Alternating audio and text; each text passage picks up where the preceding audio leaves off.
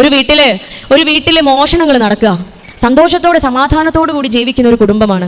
അവിടെ ഇടയ്ക്കിടെ പലരുടെയും ബാഗിൽ നിന്നും പേഴ്സിൽ നിന്നും അലമാരയിൽ നിന്നും ഒക്കെ വിലപിടിപ്പുള്ള പലതും നഷ്ടപ്പെടുകയാണ്.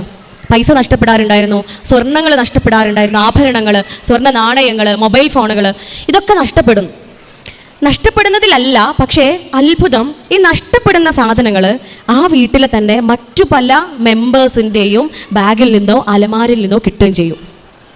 ചിന്തിക്കുന്നുണ്ടോ നിങ്ങൾ? ഒരു കുടുംബം തകരാൻ ഇതിൽ കൂടുതൽ വേണോ?